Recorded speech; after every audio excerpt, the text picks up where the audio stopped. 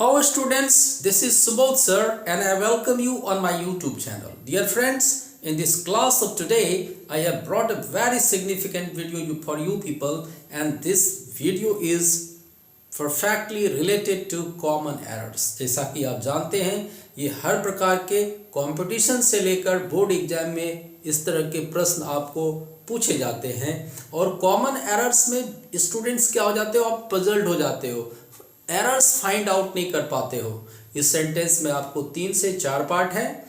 अगर कोई पार्ट में एरर्स है तो वही आपका आंसर है, तो you have to find the errors in this video. Okay, one thing मैं आपको एक चीज़ और कहना चाहता हूँ कि आप इस वीडियो का फ़ायदा लेने के लिए अंत तक वीडियो में बने रहें, और अनटिल अगर आप जो है सो चैनल को सब्सक्राइब नहीं किया है तो चैनल को सब्सक्राइब कर लें, वीडियो को लाइक जरूर करें और don't forget to comment upon this video, ताकि ये मुझे पता चले कि आपको ये वीडियो से कितना फ़ायदा हो और ये इस प्रकार का टीचिंग आपको कैसा लग रहा है। तो चलिए बिना समय गवाए देखते हैं कि इस वीडियो का फर्स्ट सेंटेंस क्या है। हर प्रकार के कंपटीशन में आपको और बोर्ड एग्जाम्स में मदद करने जा रहा है। क्लियर? तो चलिए देखते हैं पहला क्वेश्चन क्या है। फर्स्ट क्वेश्चन कहता है कि I am not wealthy, so I can't afford to buy a expensive car। और लास्ट पार्ट में आपको नो एरर है। क्लियर? अब आप देखिए, ध्यान से देखिए, I am not wealthy, इसमें तो कोई I am not wealthy, मैं धनी नहीं हूं। so ये कंजक्शन है, I can't afford to buy, हमको लगता है इसमें भी कोई एरर नहीं है। यस, देखिए एक्सपेंसिव, ये आप वर्ड को देखिए, एक्सपेंसिव जो है वह एक ऐसा नाउन है जो कि आपको वॉवेल साउंड से शुरू हुआ है, और एक्सपेंसिव वॉवेल साउंड के शुरू होने के कारण इसके पहले यहां पर अ का प्रयोग किया गया है, जो गलत है। समझ में आ रहा है ना? जो क्या है, गलत है। तो आप क्या करोगे, अ को हटा दो, एन को लगा दो, या वाक्य आपका यह सेंटेंस पूरा ये सही हो गया। तो सेंटेंस का जो ये वाला पार्ट है, इसी में आपका एरर था, और इस प्रकार से अगर आप केयरफुली अटेंटिवली अगर आप एरर्स को फाइंड आउट करेंगे तो I think you will have no problem at all. चलिए नेक्स्ट क्वेश्चन देख लेते हैं क्या कहता है। इसी वीडियो में नेक्स्ट क्वेश्चन है, 2 people, the clerk and the typist helps me in my office. Last part no error है। अगर लगता है आपको कि कोई गलती नहीं है इस पार्ट पे, सेंटेंस के पार्ट में, तो आपका नो एरर आंसर हो जाएगा। चलिए सब्जेक्ट आपका क्या कहता है, 2 people। फर्स्ट क्या है, द क्लर्क। सेकेंड क्या है, द टाइपिस्ट। कोई एरर नहीं है। अब यहां देखिए हेल्प्स मी, हेल्प्स मी। यहां देखिए आपका SSPP फॉर्मूला आपने पढ़ा होगा, मैं यहां थोड़ा थोड़ा भी लिख देता हूं। SSPP फॉर्मूला आपने पढ़ा है, सिंगुलर सब्जेक्ट सिंगुलर वर्ब और प्लूरल सब्जेक्ट प्लूरल वर्ब। तो आपका जो सब्जेक्ट है यहाँ पर 2 people है, तो जब सब्जेक्ट आपका 2 people हो गया तो ये आपका प्लूरल सब्जेक्ट हो गया।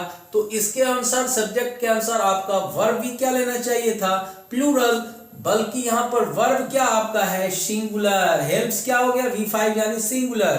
तो आपका इसी पार्ट में एरर है। हेल्प्स को आपको क्या कर देना बेटे, हेल्प कर देना है। हेल्प जैसे आप करोगे इसी पार्ट में एरर हो गया, हेल्प्स के स्थान पर आप हेल्प का प्रयोग कर दो। क्लियर हो गया? 2 सेंटेंस आपका पलक झपकते ही क्लियर हो गया। बस आपको अंत तक वीडियो को देखना है और कमेंट करके बताना है कि ये वीडियो आपको कितना फायदा किया और ये कितना आपके लिए बेनिफिशियल होते जा रहा है। चलिए नेक्स्ट देखते हैं क्या कहता है। थर्ड सेंटेंस कहता है, द शॉर्ट बॉय, एक सब्जेक्ट है, has 7 rupees। Clear? And the fat boy has only a rupees। अब आप सोचोगे क्या एरर है, आपको मैं टाइम देता हूं। देखिए the short boy singular subject है, हैज लगाया, 7 rupees है तो भी सही है, कंजक्शन एंड से जोड़ दिया यहाँ पे। द फैट बॉय ये भी एक सिंगुलर सब्जेक्ट है, हैज दिया है तो भी सही है, सिंगुलर सब्जेक्ट के साथ सिंगुलर हैज लग गया। ओनली a rupees, यहां पर आप देखिए ये जो है आपका न्यूमेरिकल एडजेक्टिव है, और न्यूमेरिकल एडजेक्टिव यहां पर आर्टिकल का प्रयोग नहीं करके आप क्या करोगे, 1 का प्रयोग कर दो। क्लियर? जैसे ही आप 1 रुपी कर दोगे यहाँ पर 1 रुपी हो जाएगा और आपका आंसर क्या हो जाएगा, यही वाला पार्ट आपका आंसर हो जाएगा। क्लियर हो गया। इसलिए हैज ओनली 1 रुपी, अरुपी नहीं होता है, अरुपी एक्सप्रेशन लिखना गलत है, इसीलिए आ को हटा दो और इसमें आप 1 रुपी कर दो। चूंकि ये क्या है, तो ये आपका न्यूमेरिकल एडजेक्टिव से संबंधित क्वेश्चंस है। क्लियर हो गया।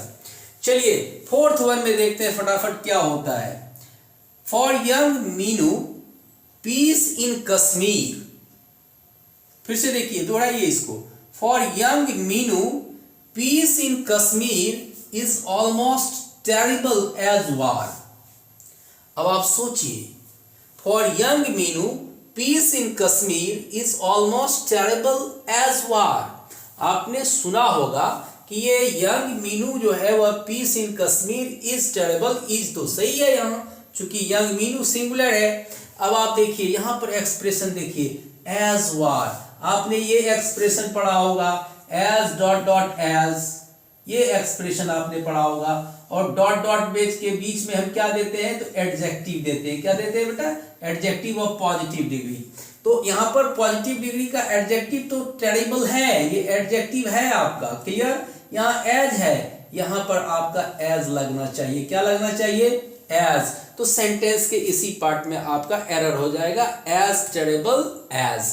यहाँ पर आप एज लगा दो, ये सेंटेंस सही हो जाएगा। क्लियर हो गया।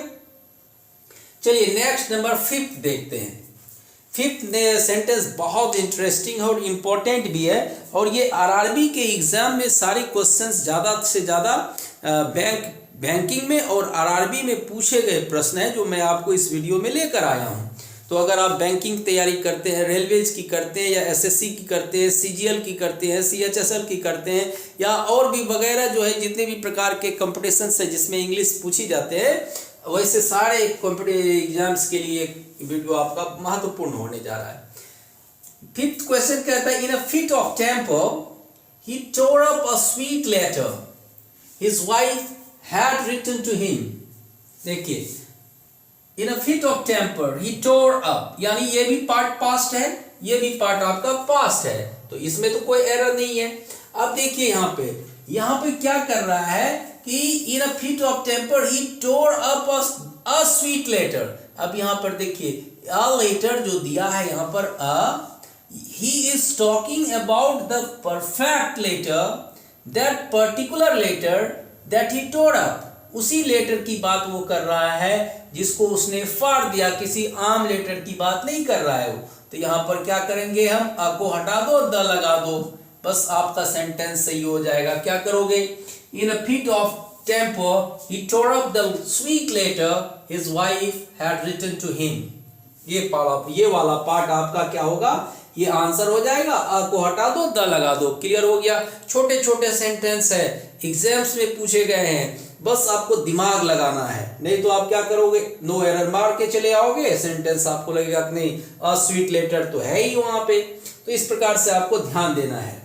चलिए नंबर 6 सेंटेंस क्या कहता है, every leaf and every flower. देखिए 2 सिंगुलर नाउन है, एक लीफ है और एक फ्लावर है, एंड से जुड़ा हुआ, और दोनों के पहले क्या लगा हुआ है, एवरी लगा हुआ है। तो आपने पढ़ा होगा कि अगर 2 सिंगुलर सब्जेक्ट्स एंड से जुड़ा रहे और दोनों के पहले अगर ईच रहे, एवरी रहे, नो रहे, तो ऐसे सब्जेक्ट के साथ वर्ब क्या आता है, तो सिंगुलर आता है। चलिए देख लेते हैं। Every leaf and every flower proclaim the glory of God. यहां पर देखिए आप, ये जो प्रोक्लेम है ये प्लूरल वर्ब में है ना स्टूडेंट्स, सिंगुलर है दोनों सब्जेक्ट, ये इसके साथ हम सिंगुलर वर्ब का प्रयोग करते हैं, तो इसको आप क्या कर दो, प्रोक्लेम्स कर दो, सेंटेंस सही हो जाएगा। ये वाला पार्ट आपका, यही वाला पार्ट आपका एरर है, प्रोक्लेम को क्या कर दो, तो प्रोक्लेम्स कर दो। क्लियर हो गया। नंबर 7 में चलते हैं बिना समय गवाए। क्या कहता है, the future is yet to come but you have right to shape it. The future is yet to come, भाई भविष्य अभी आने में समय है, लेकिन आपको इस पे है तो अधिकार है कि आप इसका जो है स्वरूप रेखा तैयार कर सकते हैं, बना सकते हैं। तो द फ्यूचर के साथ इज लगा, कोई येट टू कम कोई दिक्कत नहीं है, बट यू हैव, यू के साथ हैव लग गया। राइट टू शेप इट, यहाँ देखिए ये हम यहाँ पर राइट के पहले आपको क्या करना है, द लगा देना है। ये वाला पार्ट आपका एरर था, the right to shape it. ज्यादातर क्वेश्चंस जैसा लग रहा है कि आर्टिकल से ही पूछा गया है, आर्टिकल से ही पूछा गया। Yes, the future is yet to come but you have the right to shape it. मतलब यहाँ पर जो ये वाला पार्ट है इस पर आपको इम्फेसिस डालने के लिए द का प्रयोग करना है, डेफिनिट आर्टिकल लगाना है और वो एक पर्टिकुलराइज्ड हो गया है। क्लियर। नंबर 8 सेंटेंस क्या कहता है, थोड़ा सा ध्यान देना। नंबर 8 सेंटेंस भी बहुत इंपॉर्टेंट है। यहां पर कहता है suppose if you are left alone. देखिए ये कंडीशनल सेंटेंस है और ये यू के साथ वेयर है तो चलेगा, ये माना जाता है, सही होता है। यू के साथ हम वाज लगाते भी नहीं है। Suppose if you are left alone to live on a desert island, what would you do? Question mark लगा हुआ है, ये सेंट पार्ट भी सही लग रहा है। To live on a desert island, ये पार्ट भी सही लग रहा है, तो फिर गलत कहाँ है? सपोज इफ, ये देखिए ये वाला एक्सप्रेशन, दोनों जो है एक्सप्रेशन हम सपोज के साथ इफ और इफ के साथ सपोज नहीं लगाते हैं। तो या तो आप इस पार्ट में क्या करोगे, इस पार्ट वाले में या तो आप सपोज को रखो या इफ को रखो। इफ को रखोगे तो सपोज को हटा दो और सपोज को रखो तो इफ को हटा दो, बस यही वाला पार्ट। इसीलिए आपका इस सेंटेंस का नंबर 8 का फर्स्ट पार्ट, यही वाला पार्ट आपका क्या है, इसी में एरर है। या तो सपोज को रखिए या दूसरा क्या करिए, इफ को रखिए। इस प्रकार के एक्सप्रेशन से आपको बचना है कि सपोज भी यूज किया गया है और इफ भी यूज किया गया है। क्लियर। तो दो शब्द एक प्रकार जो है वह फ्यूचर को बतलाने वाला है, यानी कंडीशन को बताने वाला है, इसीलिए एक ही को रखेंगे, या तो सपोज को या इफ को रखेंगे। क्लियर। चलिए नंबर 9, जल्दी से, लंबा वीडियो होते जा रहा है। क्या कहता है, the chancellor was present on both occasions. Very interesting, short but interesting sentence. ये सेंटेंस शॉर्ट है बट इंटरेस्टिंग भी है। कैसे, आपको मैं बताता हूं। आपको लग रहा होगा कि सब तो सही है, सब ये पूरा का पूरा सेंटेंस छोटा है। द चांसलर पोस्ट है, सिंगुलर है, वाज लग गया, कोई दिक्कत नहीं। प्रेजेंट ठीक है। ऑन बोथ ओकेजन, यहां पर द नहीं लगाना है। ये देखिए ओकेजन एक अवसर है, इसके पहले हम ऑन का प्रयोग नहीं करेंगे। एट द बोथ ओकेजन, ये प्रपोजिशन से क्वेश्चन था आपका, है ना, ये क्वेश्चन आपका प्रपोजिशन से है। The chancellor were present at both occasions. Clear हो गया। यही वाला पार्ट आपका, इसी में एरर है। ऑन को हटा दो, प्रपोजिशन को, और एट लगा दो, है ना डियर फ्रेंड। एकदम पूरा कंसेप्ट, कोई हड़बड़ी नहीं, पूरा कंसेप्ट के साथ इस वीडियो को आप समझिए। क्लियर। चलिए आगे बढ़ते हैं और नंबर 10 लेते हैं। नंबर 10 में क्या कह रहा है कि my house is better than John. ये देखिए ये सेंटेंस भी आपको आरआरबी में पूछा गया है ना, रेलवे के एग्जाम में आपको पूछा गया है। My house is better than John. इस सेंटेंस में आपको लग रहा होगा कि कोई एरर नहीं है सर, लेकिन ऐसा बात नहीं है डियर। इसमें आपको ध्यान देना है कि ये जो बेटर है इसके बाद देन आया, और ये जो नाउन है ये नाउन ऐसे नहीं आएगा। या तो आप इसमें क्या कर दो, इसी पार्ट में आपका एरर है, या तो जॉन को आप जॉन्स लिख दो, एपोस्ट्रोफी लगा दो, ये पार्ट सही हो जाएगा। अगर आप इस प्रकार से नहीं करना चाहते हो तो इस प्रकार से भी इसको आप कर सकते हो कि my house is better than that of John, है ना, देन दैट ऑफ जॉन, ये भी आप लिख सकते हो, जॉन्स के बदले दैट ऑफ जॉन। अगर आप ऐसे भी कर देते हो तो यह सेंटेंस आपका सही हो जाएगा। तो इसी पार्ट में आपका एरर है, जिसमें मैंने डबल टिक किया, वही वाला पार्ट आपका क्या है डियर, एरर है। चलिए नंबर 11 ले लेते हैं। नंबर 11 में क्या कहता है, तो नंबर 11 में कह रहा है I am sure that neither the house nor it's contents. मैं सुनिश्चित हूं कि ना तो घर ना इसके जो सामान है इज फॉर सेल, है ना, इज फॉर सेल, यह बिक्री के लिए नहीं है, ये LIT नहीं है, ठीक है, ना तो घर ना उसका कोई सामान बिक्री के लिए। अब देखिए आपने पढ़ा होगा कि अगर दो नंबर या तो सिंगुलर और ये प्लूरल है, किससे जुड़ा रहे, नाइदर और नॉर से जुड़ा रहे। तो वर्ब जो एग्री होता है वह किसके अनुसार एग्री होता है, तो जो आपका लास्ट सब्जेक्ट है यानी सेकंड सब्जेक्ट है उसके अनुसार से एग्री होता है। हाउस के अनुसार यहाँ पर वर्ब नहीं होगा, क्योंकि नाइदर नॉर ये सिंगुलर है और ये प्लूरल है। तो आपका यहाँ पर इज को हटा दो, आर को लगा दो। कितना आसान से मैं बता रहा हूँ कि नाइदर नॉर से अगर अलग अलग पर्सन के अलग अलग नंबर के सब्जेक्ट जुड़े रहे तो वर्ब अपने नियरेस्ट सब्जेक्ट के अनुसार एग्री होता है। दैट मीन्स नियरेस्ट सब्जेक्ट आपका कंटेंट्स प्लूरल में है और वर्ब यहाँ पर दिया हुआ है सिंगुलर में। तो आप क्या करोगे, यही वाला पार्ट इज फॉर सेल, यही आपका मिस्टेक है, इसको हटा दो और आर को लगा दो। क्लियर हो गया। अब चलिए चलते हैं last but not the list, 12th number sentence है। इस वीडियो में मैं 12 सेंटेंस आपके लिए लेकर आया हूं, है ना।